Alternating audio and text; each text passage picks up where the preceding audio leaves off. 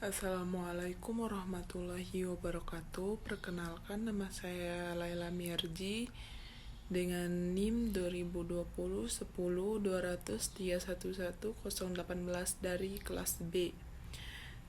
Baik, di sini saya akan sedikit menjelaskan tentang kesesuaian lahan. Jadi, kesesuaian lahan adalah tingkat kecocokan dari sebidang lahan untuk penggunaan tertentu yang lebih spesifik dari kemampuan lahan tersebut.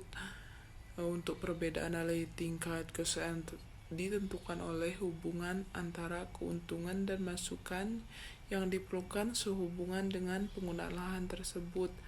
Dalam bentuknya yang sangat kualitatif, kesesuaian lahan dinyatakan dalam istilah ekonomi dari masukan keluaran atau di dalam hasilnya berupa pendapatan bersih di daerah-daerah berkembang berupa tingkat kehidupan masyarakat lainnya.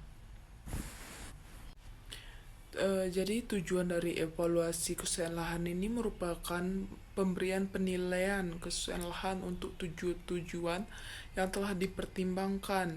Jadi manfaat evaluasi kesesuaian lahan ini memberikan pengertian tentang hubungan-hubungan antara kondisi lahan dan penggunanya, serta memberikan kepada perencana berbagai perbandingan dan alternatif pilihan pengguna yang dapat diharapkan berhasil dalam penggunaan lahan tersebut. Jadi ada di sini tuh kesesuaian lahan aktual yang dimana kesesuaian lahan pada saat ini.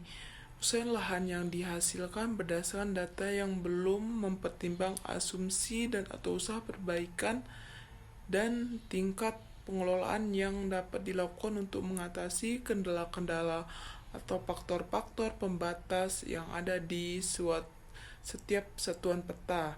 Sebagaimana dapat kita ketahui bahwa faktor-faktor pembatas yang kemungkinan terdapat di satu peta yang dievaluasi ada yang sifatnya permanen dan tidak memungkinkan untuk dapat diperbaiki atau tidak ekonomis. Di lain pihak ada faktor pembatas dapat diatasi atau diperbaiki dan secara ekonomi masih bergantungan dengan masukan teknologi yang tepat. Selanjutnya itu ada kesesuaian lahan potensial yang merupakan keadaan kesesuaian lahan yang akan dicapai setelah dilakukan usaha-usaha perbaikan atau improvement. Usaha perbaikan yang dilakukan harus sejalan dengan tingkat penilaian kesesuaian lahan tersebut.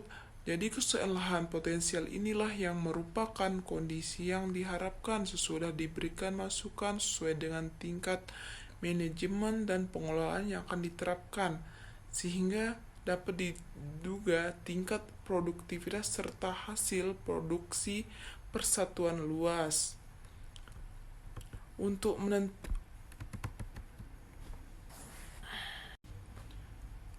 menentukan jenis-jenis usaha perbaikan yang dapat dilakukan, maka harus diteliti kembali sifat-sifat lahan yang tergabung dalam masing-masing kualitas lahan tersebut.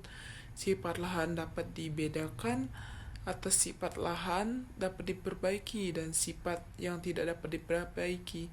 Sifat lahan yang dapat diperbaiki sangat bervariasi dalam hal masukan yang diperlukan tergantung pada tingkat manajemen yang akan diterapkan. Jadi suatu peta itu mempunyai karakteristik lahan yang tidak dapat diperbaiki, berarti pada satuan peta tersebut tidak akan terjadi perubahan terhadap kelas kesesuaian lahannya karena peran dari karakteristik atau sifat lahan tersebut.